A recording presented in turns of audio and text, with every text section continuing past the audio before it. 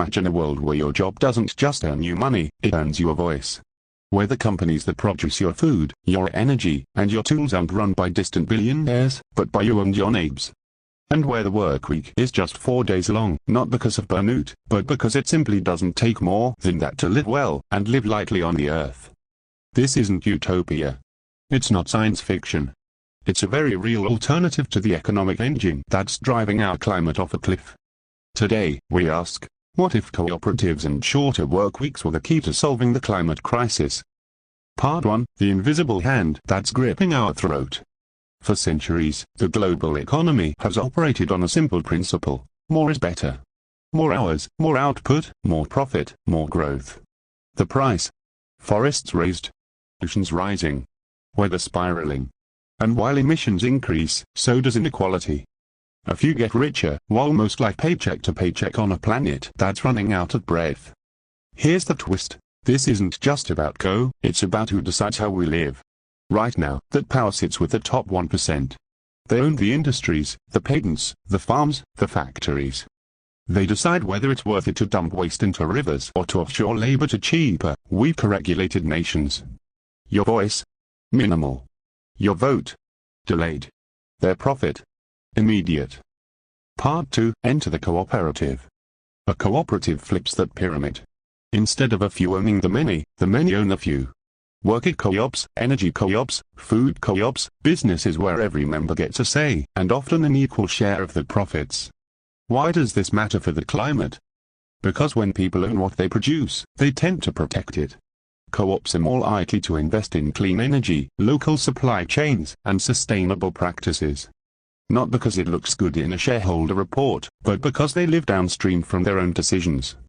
In Germany and Denmark, energy cooperatives have helped build the backbone of their renewable infrastructure. In Argentina, worker-run factories kept thousands employed during the economic collapse, often with greener, more careful production methods than the private sector allowed. Part 3, the time dividend. Now let's talk time. We've all felt it, the 40, 50, sometimes 60-hour work weeks that leave us too exhausted to cook, to walk, to think, or to care. But what if we worked less, and lived more? Studies show that reducing work hours can lower carbon emissions significantly. Fewer commutes. Less industrial electricity use. Less shopping just to feel alive. Instead, people garden, bike, play, repair, rest. And ironically, productivity per hour often goes up. Less work doesn't mean less value. It means less waste. It means decarbonizing the culture of overwork. A cooperative with a 30-hour work week isn't slacking. It's building a future where success is measured in well-being, not burnout. Part 4, the culture shift. But let's be honest, systems don't change just because they're logical. They change when stories shift. When we stop admiring billionaires who hoard power, and start admiring communities that share it. When we stop defining success as bigger and start defining it as balanced. Imagine children growing up in neighborhoods where parents are home more. Where groceries are grown within biking distance. Where energy comes from a solar grid that you and your friends own a piece of. That's not just carbon savings, that's resilience. And maybe most importantly, that's dignity. Part 5, what it would take. Could we scale this? Could we redesign economies around cooperatives, shorter work weeks, and shared wealth? Yes. But it would take policy to incentivize co-ops and disincentivize extraction. Culture to value time over luxury. Education to teach democratic economics from the ground up. And courage to admit that the current system is not just broken. It's burning. Final thought, the climate crisis isn't just an environmental issue. It's an economic design flaw. A system where power concentrates, time shrinks, and growth never ends, even when it should.